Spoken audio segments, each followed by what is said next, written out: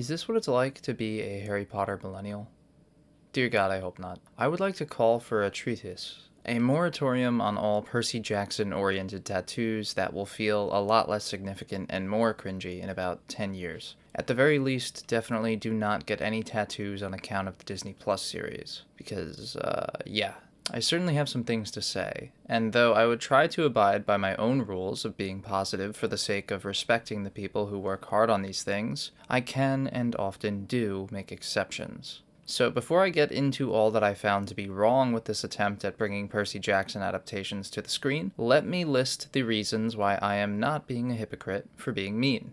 1. Don't dish it if you can't take it. Rick Riordan has, for years, criticized the Percy Jackson movies vocally and frequently. Deservedly so. He straight up calls them bad, particularly in direct comparison to the new series that he has been heavily involved in. Even parts of the films that were good, and there were not very many of these, he will openly refuse to acknowledge as being well done. 2. This is being made for millions and millions of dollars each episode. As in, this is more expensive than some of the biggest, baddest, most renowned series to have ever been made. So for upwards of 30 million a piece, I think they can stand to feel like they spent more than $5,000 on the writer's room and more than $10,000 on the visual effects. Disney feels consistently cheaper and cheaper to me over the years, as if they have completely done away with the axiom of increasing sales or quality of product produced, and are now in a race to the bottom for cost savings, at the expense of almost everything about its film and television division. 3. I am not some sort of Percy Jackson special interest hardcore fan who is having a meltdown every time the series deviates from the source material. I've read all the books, yes, but that was a long time ago. I understand how they go, and understand the general ideas behind them and the series as a whole, but I am not going to be super nitpicky here. There are plenty of other people far more qualified than me who can discuss where the series falls short when it comes to the details, and there is plenty to talk about there from what I've seen. My analysis is going to be on a broader level, and I am here to talk about the characters and their arcs in a general sense, and the overall basis that a good narrative is constructed around. Sure, I will use specific examples to elaborate on my points, but my arguments won't be specifically constructed around one individual item.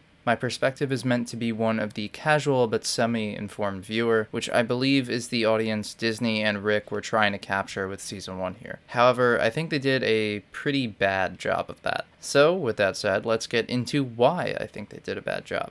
First and foremost, the concepts of tension and suspense seem to be completely foreign to this show. To use an old expression, the writers probably look at these words and say, "It's Greek to me." But seriously, it feels like at least once, if not twice per episode, something has the potential to be interesting and make for an engaging scene, and then is completely done away with. And what's most painful is that it is done away with in the exact same fashion every single time, without fail. Honestly, it became unbelievable after like the 4th time it happened. Why do these motherfuckers know exactly what every single thing is? It is so goddamn annoying. It removes any sort of drama that would come about from the imbalance of knowledge between the viewer and our heroes. I mean, could you imagine how much more engaged the audience might be if we had situations where Percy and Annabeth and Grover were unwittingly walking further and further into danger without any idea that there was danger there in the first place? Sounds exciting, right? Suspenseful, even? Wrong, apparently. We get absolutely none of that. Not Medusa, not the Lotus Casino, not even that stupid fucking guy with the waterbeds. Nope. Every single time, they will exposit the problem directly to the audience so that we know this entire encounter is of no threat to them. I mean, if there's not a serious threat, why the hell am I watching this? Why do I care? I know they're gonna win. I mean, I know that anyway. But how about we do a little work to make the possibility that they struggle along the way believable, if not a reality? Nope, can't do that. And if I do say so myself, this just gets more and more absurd each time it happens throughout the series. Both because of it happening again and again, and also because it happens with increasingly obscure issues. The Medusa incident? Was I bothered that the kids knew what that was? Not really, no. I mean, honestly, everyone and their mother knows about Medusa. It seems reasonable that they could do the math on this one and figure it out. In fact, this was my favorite episode of the season, but even this one kind of blew cheeks at certain points, but I'll get to that later. Okay, what about the Chimera and the mother of all monsters? Sure, I'll buy it. The Chimera is a pretty famous mythological figure. It's a dangerous monster. Maybe if Annabeth knew about it and could help Percy and Grover strategize a bit, we could see some of her Athenian influence. But no, we just kinda go to the arch. The whole encounter was severely underwhelming. But again, more on the root problems that create the symptom that is on display here later. The Golden Chair of Hephaestus? Fine. Whatever, man. It's a myth about the gods themselves. I can believe that one of them might know it and recognize it. In fact, knowing what it does actually enhances the problem at hand. So in this particular instance, the instantaneous knowledge can be excused, as it actually works to enhance the stakes of the scene. Percy knowing the sacrifice that needs to be made gives his actions slightly more weight, and his dialogue about breaking the cycle and shifting away from the behavior that is endemic to the gods actually made for a compelling scene. So this gets a pass, even though it isn't giant mechanical spiders, which apparently were in the book, but I just don't remember. Now, the Lotus Casino. I'm sorry, but who in the actual has heard of this particular myth before? And do not tell me that you remember reading it in the Odyssey, because no, you don't remember it, and no, you didn't read that. In fact, I don't even care if they do know about it. They should not be able to make this connection so instantly, nor should they have the goddamn gimmick explained to them outright by a god. What kind of storytelling is that? Is it the kind of storytelling that is needed when, for whatever reason, every entry of your whopping 8-episode season is the length of a South Park episode? Was there simply not enough time for a tense scene and our characters actually needing to learn things and figure something out? Because the entire premise of this part of the story completely falls apart if our heroes don't go in blind. I don't even care that this wasn't how it was done in the book, okay? I could give a shit how it was done in the book. You know why it was done that way in the book? Because it was interesting. It created conflict and tension. It put our characters in a difficult situation and raised the stakes of the story. That is how narratives work. This season barely even feels like a narrative. It is not a story. It is a collection of events that happens to people. Where is the conflict? Where is the inner turmoil of our main characters? Where is the protagonist's changing worldview and evolution as a person? Oh, it's not there? Well, maybe it would have been if our heroes encountered some genuine adversity as they ran through like 6 legendary mythological challenges without so much as a scratch. I mean, seriously, are we going to— You murder your guests. I do. I know there's a secret passage to the underworld here. I know you were left here to guard. Oh, come on. How? There's absolutely no way. You are lying, Percy. You're faking. You don't know this man. You cannot know this man. Literally no one in the entire world, in the universe, knows who this guy is. You cannot have a total fucking rundown on him as soon as you walk into his store. That is so boring, man. Please let me get my heroes encountering a problem they don't already have instructions to solve. One time, Rick. One time, Rick. I'm begging you. If you learned one lesson for season 2, please let it be this. Okay.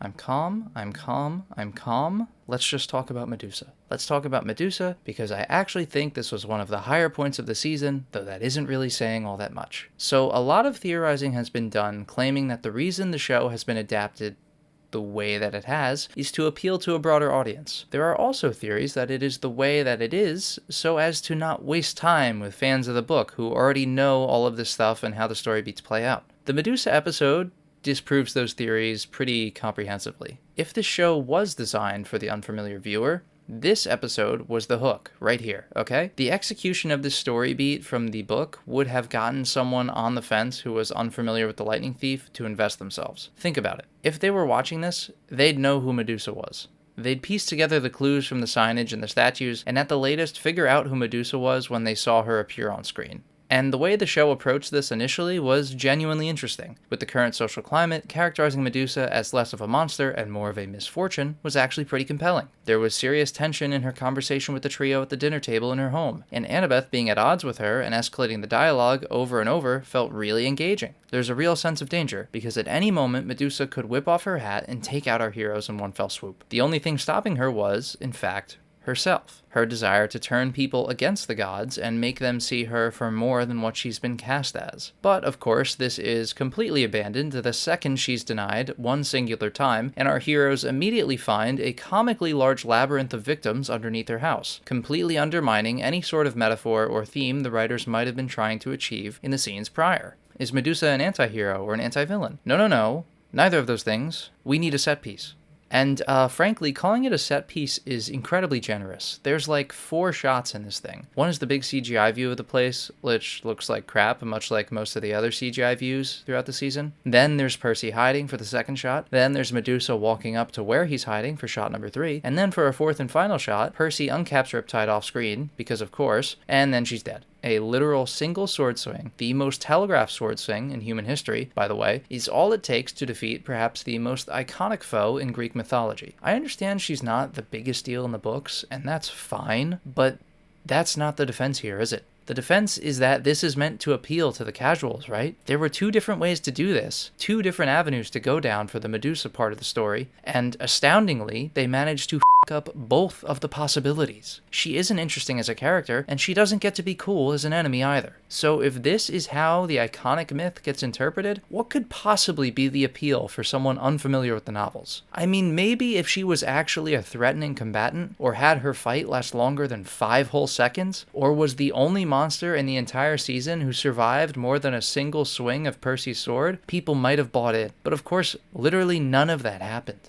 Also, to counter the argument that we're moving things along because we aren't trying to bore the book readers, then why are we doing any of this? We know how it ends because we read the books. Why are we bothering making the show at all? Catering to book readers is not a real reason to do things so rushed and frankly so poorly. So my real explanation as to what this entire series has been about is money laundering. There is simply no other way. I don't know if Rick Riordan is in financial trouble or if Disney is liking what Warner Brothers is up to across town and is trying to get some of those sweet, sweet tax write-offs, but holy shit, man. This show is yet another plagued by the Disney Plus curse. Supposedly 40-minute episodes, which are shorter than broadcast hour-longs already, while also having 1/3 the total amount of episodes, but also aren't even actually 40 minutes long. They're the length of Saturday morning cartoons, because 5 minutes of those 40 minutes are dedicated to the recap of the last episode, and another 11 of those 40 minutes are spent on the world's longest end credits sequence with a brief peek of whatever next week's mediocrity has in store. The actual episode itself is maybe over 30 minutes on a good day, and with green screens that look fresh out of the local AV club's budget, and effects that they are literally unwilling to show you on screen, and in actual PNG being used as iconography, I cannot tell you where $34 million an episode is going. I doubt the kid actors are raking in the paychecks that they deserve, and there really aren't any huge names appearing consistently to justify the expenses otherwise. So, somehow they are left cooking up episodes that seem to be coming off on a shoestring budget. Is Riordan pocketing 33 of the 34 million each episode? Are they doing their accounting using Zimbabwean dollars or something? Because what the actual man. Okay, I need to wrap this up, so let me touch on the Chimera again, because I said I would. It's just so lame, dude. The fight, if you are being generous enough to call it that, takes place inside the world's shittiest hallway. Literally could have been anywhere. Could have been the back room of a random industrial building in Indianapolis. There would have been just as much visual interest on the screen. And if you're going to tell me it's accurate to how the arch actually looks on the inside, then I am here to tell you. We do not care. There is a 12-year-old boy fighting a chimera with a pen sword, while poisoned. Make up a fucking fake interior for the arch for all I care. Give me something I have a desire to look at. I am not here for the accuracy. I am here for the narrative and the excitement, both of which seem to have been left on the pages of the books. If being inaccurate somehow turns away the 6 people who live in St. Louis, though, that's tough. They should have thought of that before they were born in such an unfortunate location. And this Chimera criticism is really just a microcosm of the entire show, okay? The fight with Ares? Lame visuals, lame choreography, lame everything. The supposed cinematic peak of the book is a wave at high tide. It's lame and it's underwhelming, and it was infinitely cooler and more imaginative in my half-developed 13-year-old brain. Here's a quick list of everything else that was underwhelming. The Lotus Casino amounting to VR headsets where the viewer can't even see the actual appeal. Lin-Manuel Miranda. Lin-Manuel Miranda as Hermes. Lin-Manuel Miranda's wardrobe. The Chimera and the Arch. Medusa being done so dirty. Every single monster fight literally ending before I realized that it was starting. Tartarus is just some pit. There's no bravado or presentation or even drama around it. The weird forest of regret that never comes up again. Are we not going to talk about that, Annabeth? What's eating at you? I guess we had to drop that plotline so we could fit into the 20-minute episode, right? This is probably the same thing that happened to most of the compelling scenes that were supposed to be in this season, but somehow just got lost. Hades feels like just some dude. Percy dogging the waterbed guy felt like elder abuse. Cerberus was okay, I guess. I wish he got something interesting to do. I wish we got a conversation while being ferried by Chiron or something acknowledging the river Styx and its reputation in Greek mythology. I swear that Percy killed the exact same Fury 3 times this season. the entire Lotus Casino episode, the complete lack of a zebra in the episode named after a zebra, the fucking trident.png. We aren't showing you Grover's legs because we don't feel like animating them. We aren't showing you Riptide because we don't feel like animating. We aren't showing you Chiron because we don't feel the underworld, Hades' palace being an unfurnished room that looks like an empty Minecraft cave, Olympus, the egregious cuts to black every fucking 5 minutes so that the Disney Plus software has a solid 6-second window to shove an advertisement in there if you aren't paying for the ad-free version. Surely we could have made a cleaner spot, right guys? Just the season as a whole. And the only thing that makes this feel good by any stretch is the fact that people are going to be forced to compare it to Netflix's Avatar: The Last Airbender in a month. Yeah, so that's that. I am not a fan. If we're being honest, I find it difficult to say that this adaptation was done with love. It feels a little bitter at times, and I have to wonder if that's coming down from the executive producer on this one. Rick is very vocal against the initial Percy Jackson adaptations, and it makes me feel like so much of what was done with this series is in direct response to the movies, as a way of manifesting his distaste for them. Things feel different for the sake of varying from the films, which is clearly a possibility since there seems to be a refusal to give them any sort of credit at all, even on the rare occasion that it is due. So I guess if you're gonna be dishing out the hate and vinegar, you best be prepared to receive it too. That also counts for me in this video.